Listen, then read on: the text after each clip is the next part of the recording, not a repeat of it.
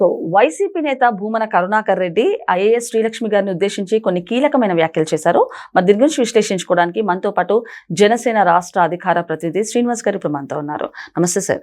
నమస్తే సార్, మరి వైసీపీ నేత భూమన కరుణాకర్ రెడ్డి ఐఏఎస్ శ్రీలక్ష్మి గారిని ఉద్దేశించి కొన్ని కీలకమైన వ్యాఖ్యలు చేశారు. మరి ఏమంటారు సార్ దీని గురించి? అంటే ఈ మధ్యకాలంలో భూమన కరుణాకర్ రెడ్డి గారు తిరుపతి దేవస్థానం మీద లేదా తిరుపతి కొండ మీద జరుగుతున్న వాటి విషయాల మీద ఆయన కొంచెం ఏదో అగ్రెసివ్గా మాట్లాడడం, దానికి కౌంటర్గా టీటీడీ బోర్డు చైర్మన్ గారు బిఆర్ నాయుడు గారు ఎప్పటికప్పుడు ప్రెస్ మీట్ పెట్టి ఖండించి వాస్తవాలు చెప్పడం జరుగుతుంది. నిజంగా గతంలో ఎప్పుడు ఇలా జరగల. భూమన కరుణాకర్ రెడ్డి గారు లాంటి ఏం మాట్లాడినా వదిలేసేవారు, పట్టించుకునేవారు కాదు. TTD board chairman BR Naidu గారు అలా కాదు, వాస్తవాలన్నీ ప్రజల ముందు చెప్పడానికి ప్రెస్ మీట్ పెట్టి మాట్లాడటం జరుగుతుంది. మొన్న ముంతాజ్ హోటల్ విషయంలో కూడా అలాగే జరిగింది. ఎప్పుడు ఒప్పందాలు జరిగినాయి, ఎవరి హయాంలో జరిగినాయి ఏంటి అన్నది వాస్తవాలు చెప్పుకొచ్చాడు. దాన్ని తట్టుకోలేకపోతున్నారు. ఇంకా దాంతోపాటు ఇప్పుడు దీన్ని ఏదో రకంగా డైవర్ట్ చేయాలి. ఇష్యూ డైవర్ట్ చేయాలంటే ఏంటి, అది కూడా ఉపయోగపడాలి వీళ్ళకి. ఇప్పుడు భూమన కరుణాకర్ రెడ్డి గారు ఎవరంటే మరో జగన్మోహన్ రెడ్డి గారికి మరో రూపమైన జగన్మోహన్ రెడ్డి గారు ఆశీస్సులు కానీ, అదే అంటే శివరాజ్యం లేదా చేయమైనా కొడతా అంటారు మామూలుగా సామెతగా. అలా జగన్మోహన్ రెడ్డి గారి రాజ్యం లేదా భూమన కరుణాకర్ రెడ్డి గారిని అంటే ఏం మాట రాదు ఖచ్చితంగా. ఇప్పుడు ఎందుకు వచ్చింది, శ్రీలక్ష్మి గారి పేరు, ఆవిడ పేరు ఎక్కడ చెప్పలా, కానీ ఆవిడ పేరు చెప్తేనే ఆయన ఏమన్నాడు, నా హయాంలో ఇక్కడ తిరుపతిలో టీడీఆర్ బాండ్ల విషయంలో ఏదో 2,000 కోట్ల రూపాయలు నేను ఏదో అక్రమాలు చేశారని చెప్పేసి ఒక అవినీతి అధికారిని రోజుకి 1,50,000 రూపాయలు విలువ చేసేటువంటి చీర కట్టి ఒక 50,000 విలువ చేసేటువంటి విగులు పెట్టేటువంటి ఒక ఆవిడ అని శ్రీలక్ష్మి గారి పేరు చెప్పకుండా మాట్లాడి ఆవిడ శంకిని తాటకి ఏదో రకరకాల రాక్షసుల పేర్లు కూడా చెప్పి వచ్చాయి. అంటే మనకు తెలిసిన విషయం ఏంటంటే తిరుపతిలో భూమన కరుణాకర్ రెడ్డి గారు దాదాపుగా 9,000 కోట్ల రూపాయలు విలువ చేసినటువంటి టీడీఆర్ బాండ్ స్కామ్ కి స్కెచ్ గీశారు. దాంట్లో 2,000 కోట్ల రూపాయలు ఆల్రెడీ స్కెచ్ జరిగింది. అది ఆ విషయాలు ఇప్పుడు శ్రీలక్ష్మి గారు ఎక్కడ బయట పెడతారో. ఎందుకంటే శ్రీలక్ష్మి గారికి కొంచెం ఇప్పుడు ఆల్రెడీ లిక్కర్ స్కామ్ బయటకి ఎలా వచ్చిందమ్మా, విజయసాయి రెడ్డి గారు ఎప్పుడైతే బయటకు వచ్చి మాట్లాడాడో లిక్కర్ స్కామ్ వచ్చింది. రాజకేశ్వర రెడ్డి పేరు వరకు అప్పటి వరకు మనకి ఎవరికైతే తెలియదు. A1 గా అతను తీసుకొచ్చి అరెస్ట్ చేశారు, అక్కడి నుంచి మొదలైంది లిక్కర్ స్కామ్. అలాగే ఇప్పుడు శ్రీలక్ష్మి గారు కూడా ఎక్కడైనా అప్రూవర్ గా మారిపోతుందేమో, మారిపోతే మొత్తం బండారాల నుండి బయటకు వస్తాయి అనే ఉద్దేశంతో ముందుగానే ఆవిడకి అవినీతి అధికారిని అని రకరకాల మాటలు మాట్లాడతా నేను చేసినటువంటి 2,000 కోట్ల రూపాయలు స్కామ్ చేశాను అన్నట్టుగా ఆవిడ తెలుగుదేశం వాళ్ళకి ఏదో ఒప్పందించింది అని రకరకాలుగా మాట్లాడుతున్నాడు ఆయన. నిజంగా చెప్పాలంటే శ్రీలక్ష్మి గారు రాజశేఖర రెడ్డి గారి ఫ్యామిలీకి ఒక పెట్టకింద చేసి గతంలో ఓబులాపురం మైనింగ్ స్కామ్ లో ఆవిడ చేసిన పనికే కదా, పని చేసిందా, చేయించుకున్నారా, బలవంతంగా చేయించారా, బెదిరించి చేయించారా తెలియదు, కానీ మొత్తానికి ఆవిడ కూడా జైలు జీవితం అనుభవించింది కదా. ఆవిడ తెలంగాణలో ఉంటే తెలంగాణ నుంచి బలవంతంగా రికమెండేషన్ చేసుకుని కేసీఆర్ గారిని బతిమాలుకుని తీసుకొచ్చి ఆంధ్రప్రదేశ్ లో ఐఏఎస్ గా ఇచ్చింది జగన్మోహన్ రెడ్డి కదా. మరి జగన్మోహన్ రెడ్డిని క్వశ్చన్ చేయాలి కదా నువ్వు, ఆవిడ అవినీతి అధికారి అని చెప్పాలి కదా. ఆయన చెప్పకుండా ఈవిడికి ఇలా ప్రెస్ మీట్ పెట్టి చెప్పడానికి ఉద్దేశం ఏంటి అంటే ఇది ఒక ప్లానింగ్ మాట. ఉపయోగించుకున్నారు, అలా ఉపయోగపడింది. ఎక్కడ అప్రూవర్ గా మారిపోద్దో, విజయసాయి రెడ్డి మారిపోయినట్టు శ్రీలక్ష్మి గారు కూడా అప్రూవర్ గా మారిపోతే మన పరిస్థితి ఏంటో, మొత్తం విషయాలన్నీ బయటకు వస్తాయి అనే ఉద్దేశంతో ఇప్పుడు ఈ రోజు ఆవిడ మీద బురద జల్లేస్తారు. నేనేమనుకుంటానంటే ఓబులాపురం కేసులో కూడా తనకి ఇప్పుడు కోర్టు స్టే ఆర్డర్ కూడా స్టే ఇచ్చింది. ఆవిడేదో అప్పటి నుంచి పోరాడుతుంది అండి. ఆవిడ కేసులు జైలుకి వెళ్ళింది, ఇంకా కేసు పోరాడుతుంది. తెలంగాణకు ఇచ్చినటువంటి కోర్టు తీర్పు మీద మళ్ళీ వెళ్ళడం అనేవి జరుగుతున్నాయి. అంటే అది కాదమ్మా, శ్రీలక్ష్మి గారి ఇంట్లో నాకు తెలిసి ఏదో శుభకార్యం ఉంది ఈ వారంలో.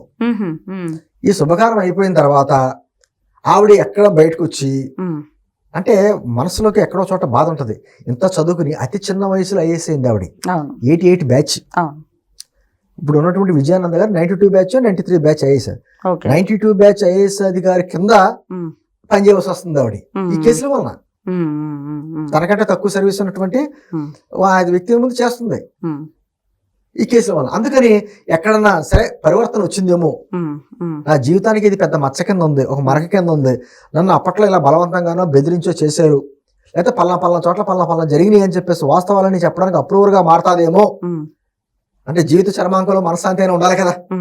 ఇప్పుడు వాళ్ళ పిల్లలు వాళ్ళని చెప్పుకోవాలి కదా, మాకు సంబంధించినటువంటి ఈవిడి అవినీతి అధికారి అని చెప్పి ఆ మచ్చ కింద ఉంటుంది కదా, అవును.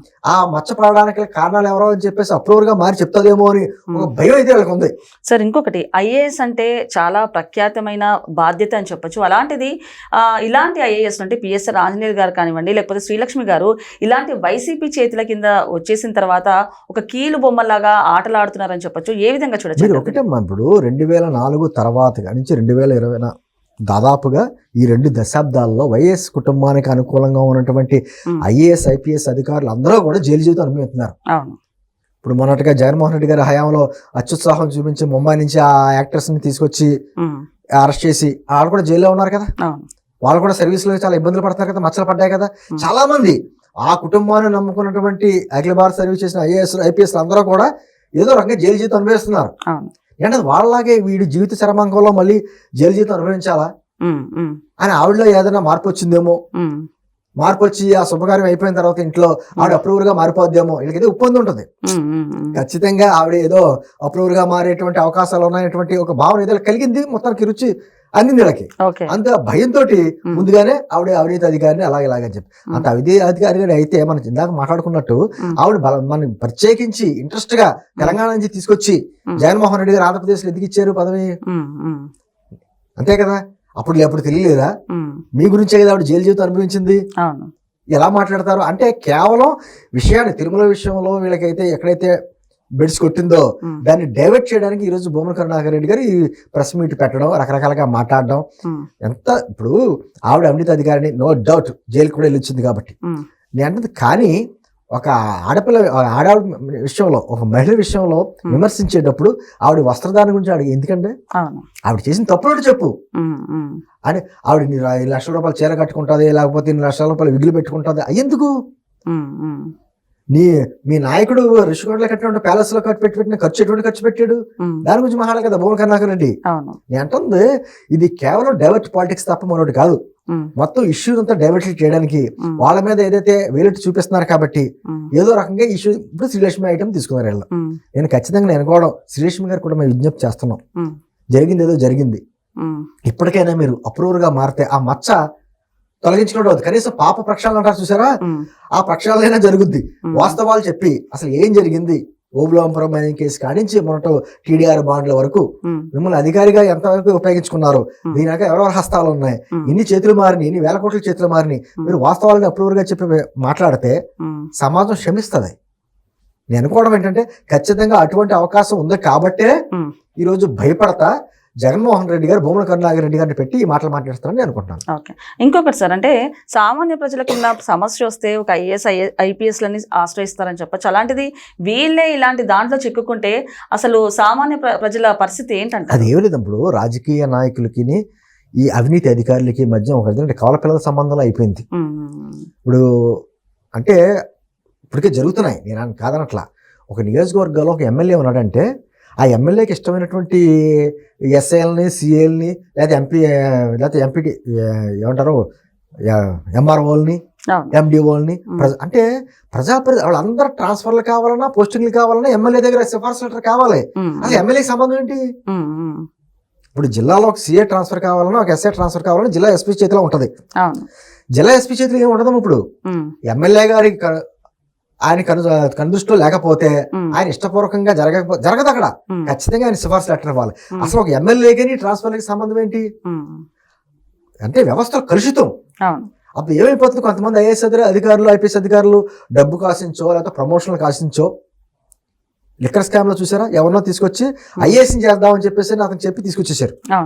అంటే ఇటువంటి అన్ని అంటే కొంతమంది చదువుకి సరైనటువంటి జ్ఞానం కూడా లేకుండా డబ్బులకు లొంగిపోయో, లేకపోతే భయపడో, బెదిరింపులకు భయపడో, లేకపోతే ప్రమోషన్లకు ఆశించో ఏదో రకంగా అధికారంలో ఉన్న వాళ్ళకి అడుగులు ఎత్తేటువంటి కార్యక్రమాలు చేసుకుంటూ వెళ్తారు. అటువంటి వ్యక్తులు వీళ్ళంతాను. అంటే అలాగని చెప్పి అందరూ ఎలా అంటారా? నిజంగా అద్భుతమైనటువంటి ఐఏఎస్ ఐపీఎస్ అధికారులు ఉన్నారు మన దేశంలో, అద్భుతమైన వాళ్ళు ఉన్నారు. ప్రజల గురించి పోరాడేవాడు వాళ్ళు, ప్రజల గురించి సేవ చేయడానికి వచ్చిన వాళ్ళు అద్భుతమైన వాళ్ళు ఉన్నారు. కానీ ఇటువంటి కొంత మొత్తం వ్యవస్థ అంతా మర్చిపడుతుంది ఈ రోజు. ఏది ఏమైనా మనం ఎన్ని మాట్లాడుకున్నామా, సరే ఎక్కడో చోట పులి స్టాప్ పడాలి. శ్రీలక్ష్మి గారు తప్పు చేశారో, జైలుకి వెళ్ళారు, ఏమైంది అంటే పక్కన పెడదాం.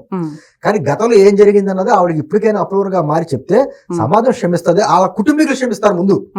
సరే మచ్చ కడుక్కున్నటువంటి అవకాశం దొరికినట్టు అవుద్ది కాబట్టి ఆ విధంగా ప్రయత్నం చేస్తుందని అనుకుంటున్నాను. ఓకే సార్, నమస్తే.